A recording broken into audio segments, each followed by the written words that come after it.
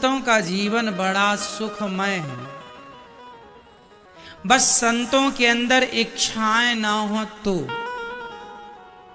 यदि कहीं ना कहीं से इच्छाएं आ गई, तो मैं भी गाड़ी की इच्छा आ गई, घर मकान बंगले की इच्छा आ गई, स्त्री की इच्छा हो गई, यदि आपके अंदर कोई भी इच्छा जाग गई, तब आप बहुत दुखी हो जाएंगे।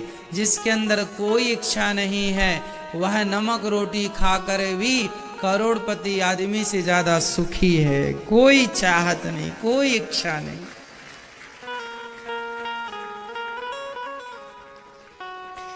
अयोध्या में जब हम रहा करते थे ना पढ़ने के लिए, हमें याद है हमारे पास बिछाने को कंबल नहीं था, ना गद्दा था, बोरा बिछाया करते थे हम। बोरा जिसमें गेहूं आता, बोरा हम बिछाते थे। और सर्दियों में जब ज्यादा सर्दी पड़ती थी, सबके पास कंबल थे, हमारे पास कंबल नहीं था। सबने मांग लिया था, सबके पास था, पर हमसे मांगने की आदत थी नहीं, तो हमने कोठारी जी से, हमें कोठारी जी ने बोरा दे दिए ज्यादा, तो हमने बोरा बिछा भी लिया, बोरा ओढ़ भी लिया। अपनी धोती जो पहनते थे उसको नीचे लेयर पे डाल दिया, उसके ऊपर 4-6 बोरे डाल लिए, सो गए। अरे बोरा ओढ़ करके भी वो नींद आती थी कि आज मखमल के गद्दों में भी वो नींद नहीं है।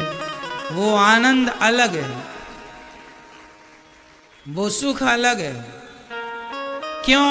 क्योंकि कोई चाहत नहीं, कोई इच्छाएं नहीं, बस आनंद से संतों के बीच में पड़े हैं। हमारी आदत थी संतों के चरण दबाने की, हम रोज संतों के पांव दबाते थे। पांव दबाने की आदत हमारी बचपन से रही है, और बिहारी जी ने उस आदत को छुड़वाया ही नहीं, बिहारी जी ने उस काम में लगाए रखा है। तो चरणों को, संतों के हम चरणों को दबाते थे और बड़ी आनंद से सोते थे। अयोध्या में हमारे, अच्छा संतों के बीच में रहने में मान लो क्या हुआ, वहां पर संत सवेरे, वहां के संत सवेरे बाल भोग करते हैं, नाश्ता, और दोपहर में भोजन करते हैं। वो रात्रि को नहीं खाते, संत लोग रात को नहीं खाते। अब हम भी संत के बीच में थे, और हम तो ठहरे बच्चे, उस समय तो भूख बहुत लगती थी। अब कुछ ना खाएं तो फिर हम लोग विद्यार्थियों के लिए आश्रम में खिचड़ी बनना शुरू हो गई कि अब इन बच्चों को रात को खिचड़ी परोसी जाए। 7 बजे का टाइम रखा कि 7 बजे तुम्हें खिचड़ी मिला करेगी। ठीक है, पर विडंबना ये कि वही समय हमारे स्कूल का होता था। गुरुजी पढ़ाते थे रामायण, रामचरितमानस, और वही समय खाने का होता था। और पढ़ने के लिए हम कनक भवन जाते थे। कहाँ? कनक भवन। अयोध्या में कनक भवन और हनुमानगढ़ी। जब तक शरीर रहा अयोध्या में, रोज मेरा नियम था सवेरे सरयू दर्शन, सरयू स्नान, और शाम को रोज हनुमानगढ़ी और कनक बिहारी जी के दर्शन रोज करते थे। कोई दिन नहीं छूटा। तो कनक भवन में हम पढ़ने जाते थे। शाम को, रात्रि को 7 बजे, शाम को 7 बजे पढ़ाई का समय था, और शाम को 7 बजे भोजन का समय था। और आश्रम से कनक भवन भी लगभग 1.5 किलोमीटर दूर था। तो अब 2 ऑप्शन थे, या तो खा लो या पढ़ लो। तो हमने खाने का त्याग किया, खाना नहीं खाया हमने। हम बोले खाना तो जीवन भर खाना है, खाएंगे नहीं, पढ़ेंगे। फिर हम लोगों के लिए हम 4 रोटी दोपहर को ही एक्स्ट्रा ले लेते थे। नमक अपने पास रखा करते थे डली वाला, और 4 रोटी एक्स्ट्रा लिया करते थे। और जब पढ़ के आते थे 8 बजे 9 बजे, तब वो 4 रोटी जो दोपहर को लेके रखते थे वो सवेरे की रोटी खा लिया करते थे और पढ़ाई किया करते थे। इसलिए जीवन में यदि आपको आगे बढ़ना है तो त्याग करना पड़ेगा। त्याग करेंगे, मेहनत करेंगे और विश्वास रखेंगे तो परिणाम जरूर आएगा, जरूर आएगा। तो हमने पढ़ना शुरू किया। हमारे गुरुजी ऐसे थे, हमारे गुरुजी के पास केवल 4 विद्यार्थी पढ़ने जाते थे। उन्होंने कह रखा था कि मैं जो पढ़ाऊंगा वो कल सुनूंगा, यदि सुना सको तो आना। तो सारे विद्यार्थी डर के मारे भाग जाते थे। जो पढ़ाएंगे वो सुनाओ और बिना देखे सुनाना है। तो हमने कहा था जी जरूर, आप जो पढ़ाएंगे वो हम सुनाएंगे। और हमारे गुरुजी जो पढ़ाते थे वो सुनते थे। वो उनकी ये आदत ऐसी थी कि इस आदत पर विद्यार्थी भाग जाते। उनको लगता सुनाना पड़ेगा और वो याद करना नहीं चाहते थे, रिवीजन करना नहीं चाहते थे।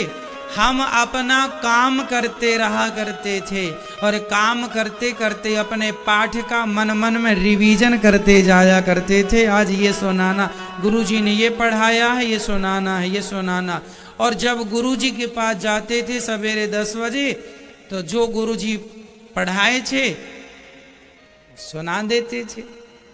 और जब सुनाते थे तब गुरुजी आगे का पढ़ाते थे। नहीं सुनाए तो जाओ पहले ये तैयार करके आओ। आगे का पाठ नहीं पढ़ाते थे। और हमारे गुरुजी रामचरितमानस की चौपाइयों को, एक चौपाई को 4-4 दिन पढ़ाया करते थे। एक चौपाई को 4-4 दिन पढ़ाते थे। हमारे गुरुजी भागवत के एक एक श्लोक को 4-4 दिन पढ़ाते थे। उसकी व्याख्या समझाते थे, उसका भाव समझाते थे।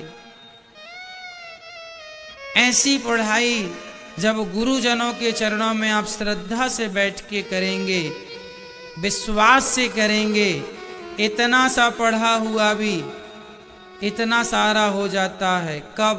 जब आपकी गुरु में और आपकी शिक्षा में श्रद्धा होती है तब। सरस्वती में शिक्षा हो, सरस्वती में श्रद्धा हो। विद्या ददाति विनयम, आप नम्र होंगे तो विद्या दिनों दिन बढ़ेगी। और आप अपनी विद्या का घमंड करेंगे तो वही विद्या विस्मरण हो जाएगी। कर्ण की विद्या आखिरी समय काम ना आ सकी, क्योंकि उन्होंने विद्या को छल से प्राप्त किया था।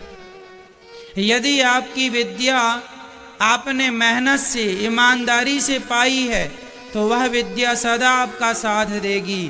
पर आपने विद्या को छल से पाया है तो वह विद्या मुसीबत के समय आपका त्याग कर देगी, वह सरस्वती छोड़कर चली जाएगी।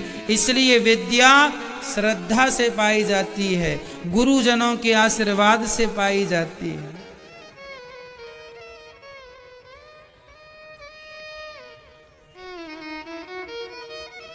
आज भगवान वृंदावन का पावन दर्शन, ब्रजवासियों ने कहा कन्हैया वृंदावन से अच्छा कुछ नहीं है, हमें बैकुंठ नहीं चाहिए।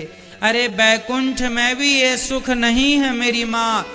वृंदावन में तो बिहारी जी का दर्शन है, राधा रमण जी का दर्शन है, निधि वन का दर्शन है, सेवा कुंज का दर्शन है, कथा सुनने को मिल रही है। दिन रात भगवान का नाम कानों में प्रवेश कर रहा है। बैकुंठ में ये कोई सुविधा नहीं मिलती आपको। बैकुंठ से अच्छा वृंदावन है। ये वृंदावन बैकुंठ ही है। आपसे पूछा जाए अभी आप कहाँ बैठे हैं तो आप कह दो हम अभी बैकुंठ में बैठे हैं, यही बैकुंठ है। वृंदावन वृंदावन है, यहाँ भगवान की खुशबू है। वृंदावन सबसे अच्छा है। क्यों अच्छा लगता है मुझे?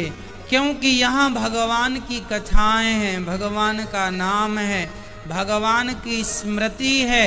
सारी दुनिया से लोग चल चल करके इस रज को माथे पे लगाने चले आते हैं, और हम तो आपके ही चरणों की धूली माथे से लगा लें तो हमारा कल्याण हो जाता है। उड़ उड़ रज मस्तक लगे तो मुक्ति मुक्त है जाए। एक बात बताएं मैया, यदि आप वृंदावन ना आ सको तो जो वृंदावन आए हैं, जब वो वृंदावन से घर जाएंगे तो जो वृंदावन से लौट कर घर जाता है, उस व्यक्ति का भी दर्शन कोई कर ले तो उसे वृंदावन के दर्शन का पुण्य मिल जाता है। इसलिए हमारे यहाँ कहा जाता है, हमारे गांव में कोई चारों धाम की यात्रा करके आता था ना, तो सारा गांव उसके दर्शन करने जाता था। क्यों दर्शन करने जाता? अरे ये जगन्नाथ जी को देख के आए हैं, अरे ये बिहारी जी को देख के आए हैं, हाँ ये इन्होंने सब दर्शन किया है, सबका आंखों से दर्शन किया है। हम तो अभागे हैं, हम तो जा नहीं सकते भैया, हम आपके ही दर्शन कर लेते हैं, तो आप मैं ही, अब हमें सबका दर्शन हो जाएगा। क्या भाव है! भक्त का दर्शन भी भगवान के दर्शन से कम नहीं है। भगवान का दर्शन ना हो, यदि भक्त का दर्शन हो जाए तो भी अपने आप को धन्य धन्य मान लेना चाहिए। भगवान का दर्शन और भक्त का दर्शन, दोनों दर्शन श्रेष्ठ हैं।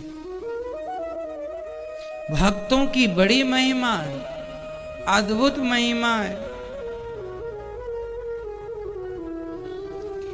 आज भगवान ने यमुना के पुलिन तट पर खड़े होकर अपनी बांसुरी अधरों पे रखी और बजानी शुरू की।